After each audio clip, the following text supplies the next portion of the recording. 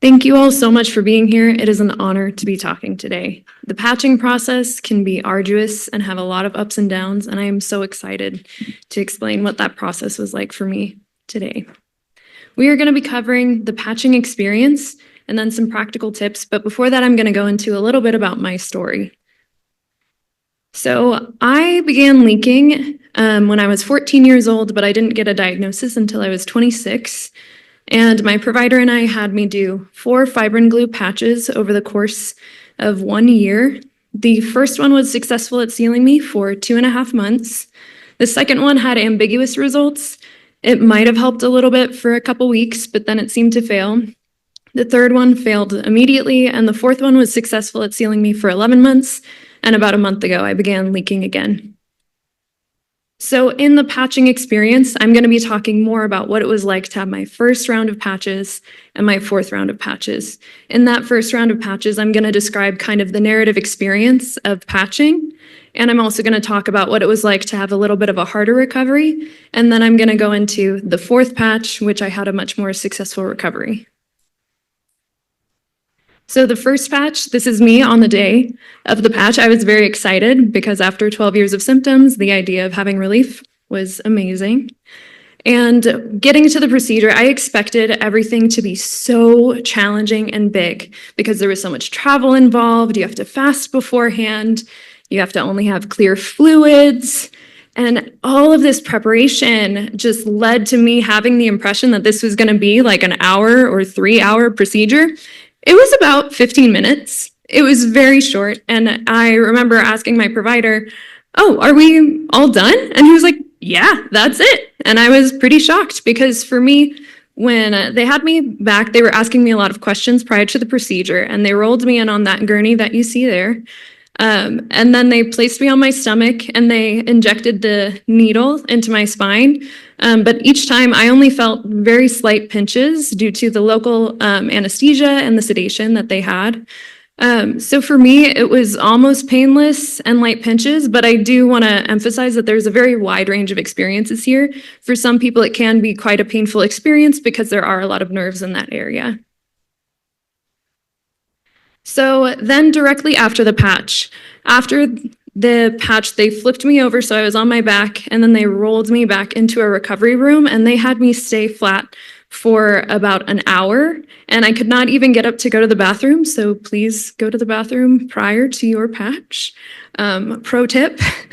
But for me, I was really shocked because I had almost immediate relief after the patch. My 12-year-long headache went away, and I did not remember what it felt like to not have a headache, and it felt so much better than I even thought possible. I remember being nervous beforehand, like maybe having no pain isn't that big of a deal.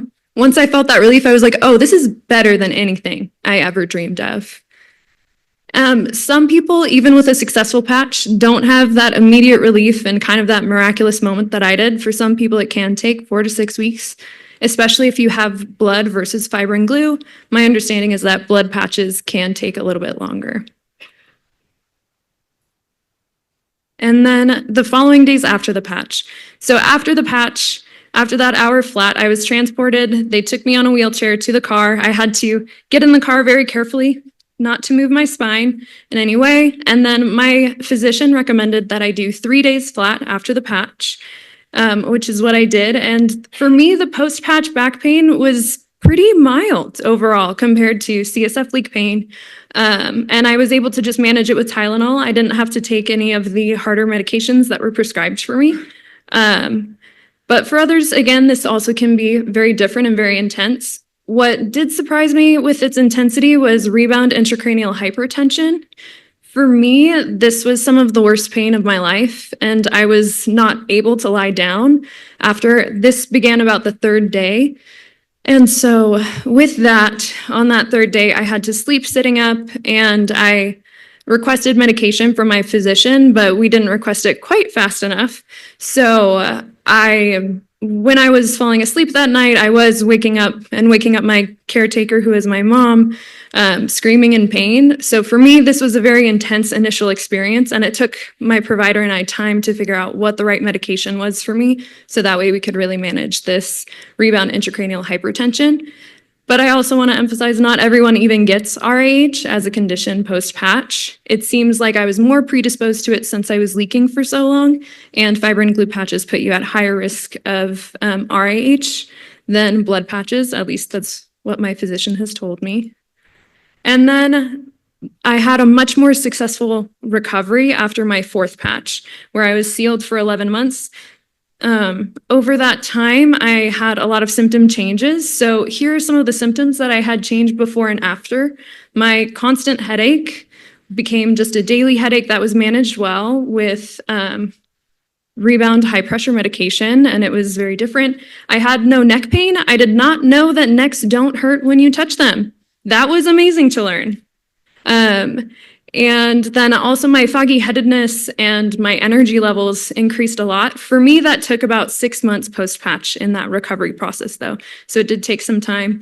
I also had odd transient neurological symptoms, and those all also began to resolve, and those also took time.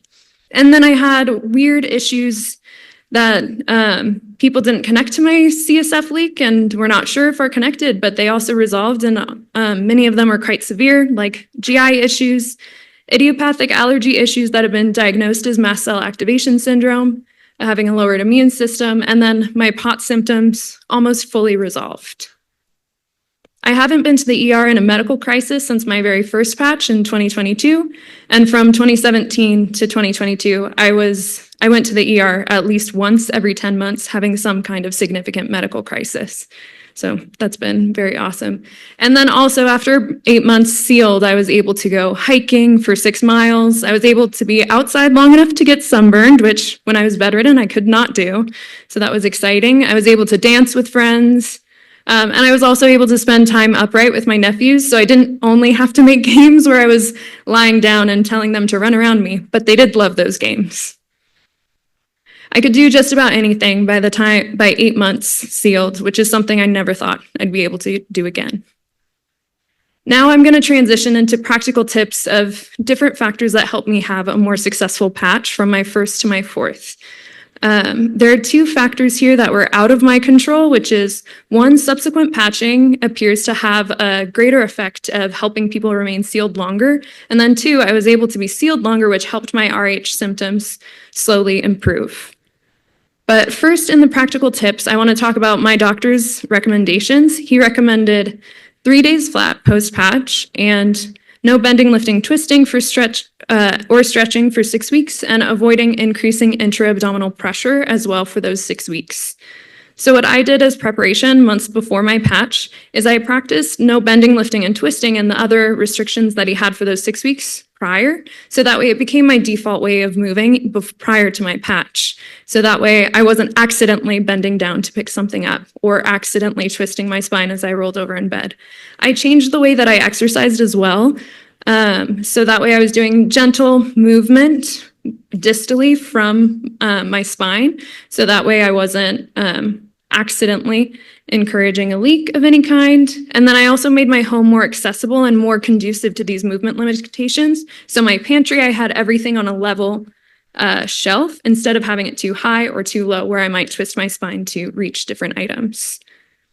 And then directly before the patch, when you're in that office waiting, just be ready for fast questions from providers. And providers also be ready for patients to be a little brain fogged, and we might not be able to answer questions very quickly because of our cognitive issues.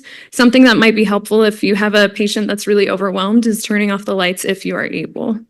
And then for patients, be aware that providers have time for a check-in prior to appointment, but they might not have time to answer those in-depth questions like prognosis, and they probably can't do that either via the portal, so set up an appointment prior if you need to. And then, like many other procedures, wear comfortable clothing, don't wear jewelry, maybe bring a snack afterwards since you will have to be fasting beforehand, and bring something to occupy you. I will say for me personally, I've always been so exhausted prior and after a patch that I just got to sleep. And then also inform your provider about any active infections or allergies. I once had to delay a patch because of a 2.5-month-long ear infection. And then I also had to be pre-medicated for allergies at different times for my patches. And then for post-patch tips, 3 days flat. prepare activities to do. I had a laptop stand like this. I did not use the pillow underneath, so that way I could remain more flat, but having a laptop stand was really helpful for watching shows or anything like that. Eat flat, friendly foods and have your caretaker provide that for you if you can, like quesadillas, any sort of finger foods.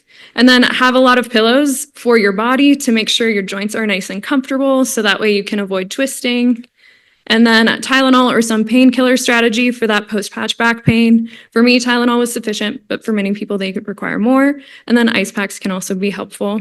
And then in those 6 weeks post-patch, for me, I started reincorporating activities as small as possible. So in the beginning, when I would go for walks, it was simply just the action of stepping outside that was physically taxing enough, because I had been bedridden for so long that physically I was not capable of going for a longer walk than the action of stepping outside.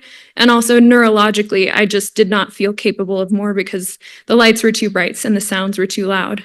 And I also had a mentality of everything is the process of me retraining my brain so it can be able to see the lights outside. And having that mentality helped me feel the sense of purpose while I was recovering from that patch. And then don't go to things, bring things to you. So have a grabber like this so that way you don't have to bend your spine as you're reaching for different things in your life, so you're not hunching over to grab things. And then practical tips, Rebound intracranial hypertension. So my first patch was successful, but my functioning did not improve right away due to Rebound intracranial hypertension.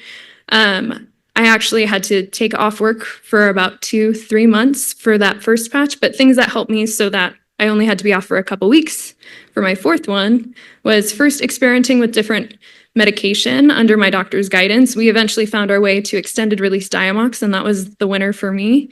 Raising the head of my bed, that also helps with the pressure. And then drinking dandelion tea, wearing an ice beanie. I have 2, so that way I could wear one at all times. And then avoiding caffeine and salts. And you can see me doing all of those lovely tips right there in that picture.